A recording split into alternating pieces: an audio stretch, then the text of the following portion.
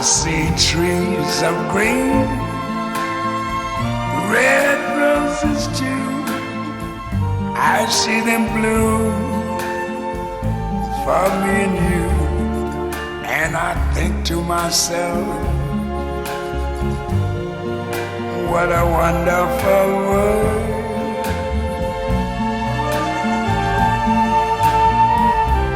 I see skies of blue and clouds of white, the bright blessed day, the dark sacred night. And I think to myself,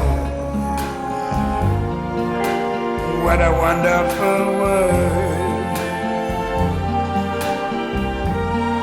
Bluegill will be found at a higher elevation than the long-nosed star because bluegill feed on algae located near the surface of water. And when she got there, or when they got there, they observed that the bluegill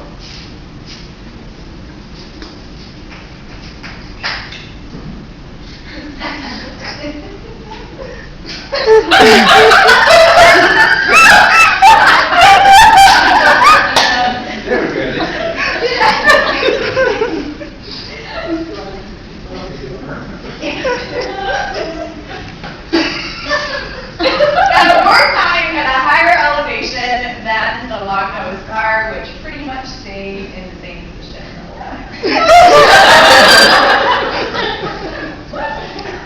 The end.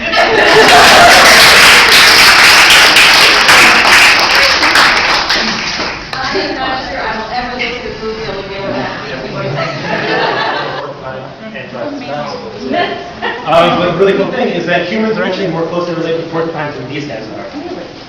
Yeah, these guys are a member of the monarchy family. So as far as mammals go, you got the placental mammals, that's us, and some more popular ones. You got the marsupials, which are kangaroos and wombats and all that. And then you've got the monotremes, which are basically these guys and the platypus. So then you've got the long-beaked echidna, the short-beaked echidna, and the platypus in that group.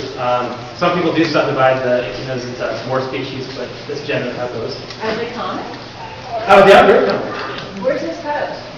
The pouch actually folds of skin.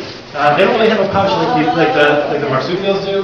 They just have a couple folds of skin that kind of hold the naked limbs. So after they lay their egg, Well, the baby doesn't have to go in a pouch like this. it does actually. Yeah, she actually she'll take the egg into the pouch immediately after laying it, and then it stays there for about 10 days, and it hatches, and she eats the pouch for about 40 days. Well, and it doesn't have spikes until 40 days. So. Have we had any echidna birds here recently? No, there actually have not been any echidna birds in captivity that have lived. We haven't had any here that even laid an egg or anything like that. But I believe in Kentucky they had a couple that were born that didn't. What's that? Yeah, the babies are called pugs. They're strange. Yes. Paul, with that nose, what does she eat? Oh, yeah. So generally, they'll eat insects out in the wild. They're also kind of neat because just like the platypus, they have electroreceptors on there, so they can actually sense bugs underneath the soil. Theirs is definitely not as sensitive as the platypus, but they've got an extremely long, sticky tongue to catch those bugs. They're great diggers.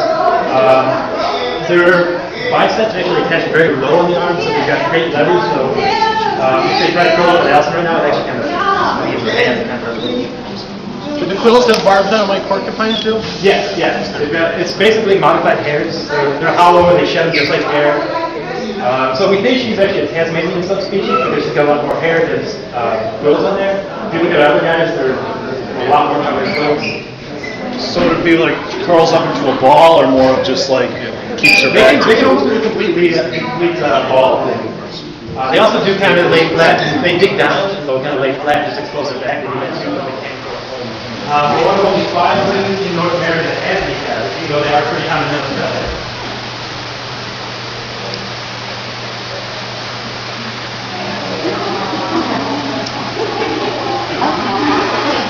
So, Wilbur, our male over there, and Laura, female over there. Wilbur is actually wild caught. He's about 20 years old. He was down in Georgia up until about 2 years ago when he came here. We lost our male, who was a carver wombat, who was actually the oldest wombat known. He was 34 years old when he passed away.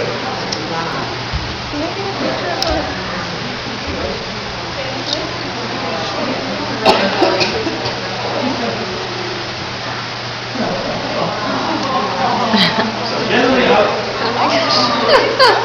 they're pretty mellow animals. They're out in the wild. They just feed on grasses and things like that. They really don't eat any of the introduced grasses, so that's been a problem for them. In times when the native grasses are really hard to find, they will munch on them a bit, and it's still not very good.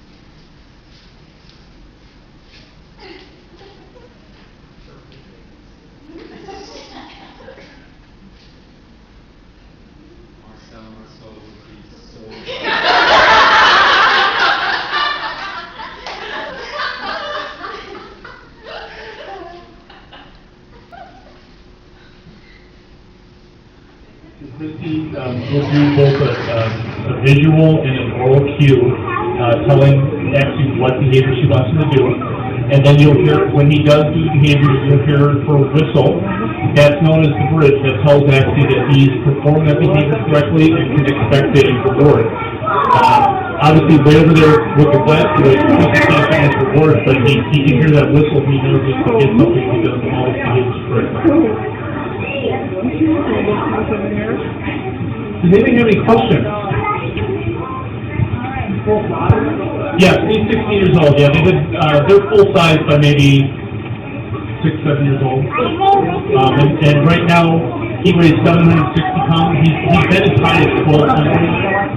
But we're trying to keep him like top range. Maybe in the winter might go close to size, but we like to keep him somewhere around 850, 900 pounds.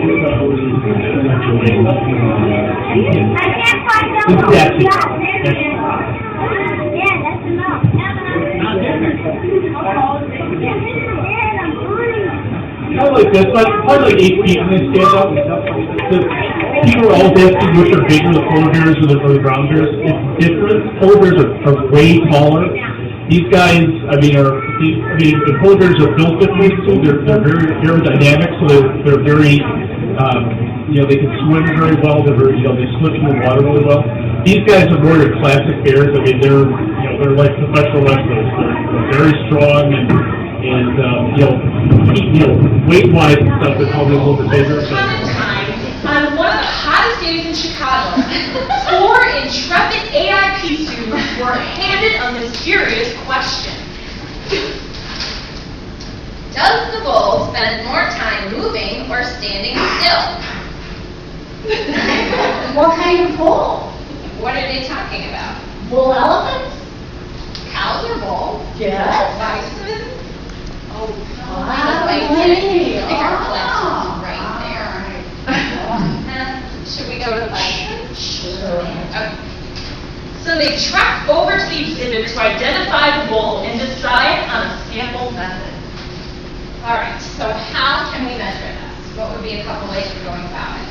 So I have seen it done 2 ways. One way is we decide how long we're going to measure the time, and then with the chronometer, we decide when do we begin and when do we end, when the time moves. So that would mean 3 minutes, 2 seconds. Or we could also do at the top of the hour for every period of time. It could be once a minute or twice a minute. I think the first method would be hard because there's no one place we could stand at the exhibit and see the bull the whole time. So what do you think of the second method? That would I think that would work out. Okay. Maybe we do every minute. So every minute we're going to look at the bull and decide if it's moving or standing still. Well- Yes. Okay.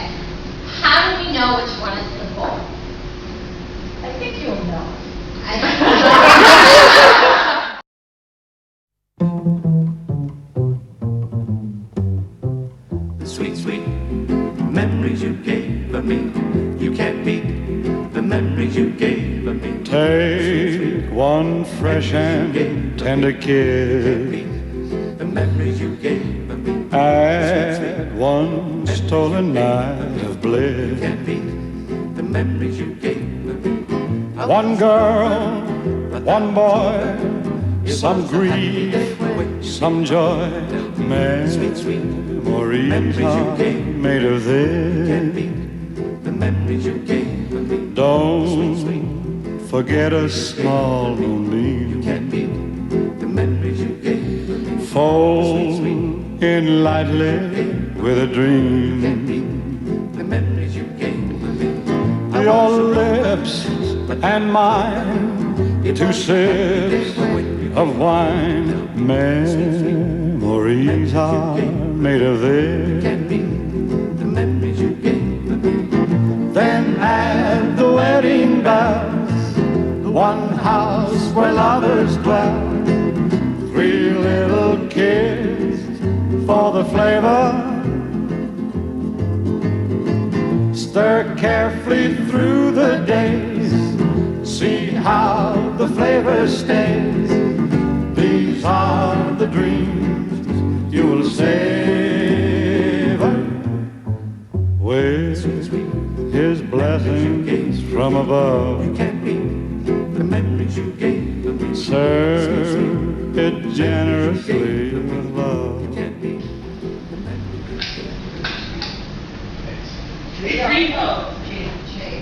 Trees. Forest. Flamingo. I thought flamingos, but we don't have any, so. Trees. Trees swaying on.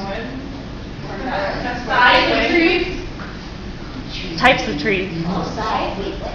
Types of trees.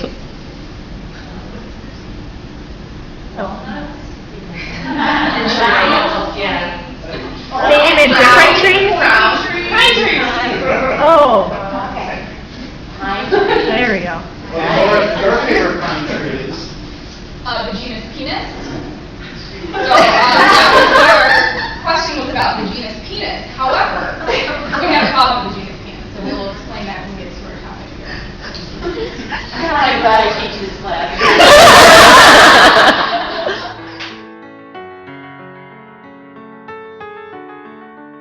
Can we pretend that airplanes in the night sky are like shooting stars?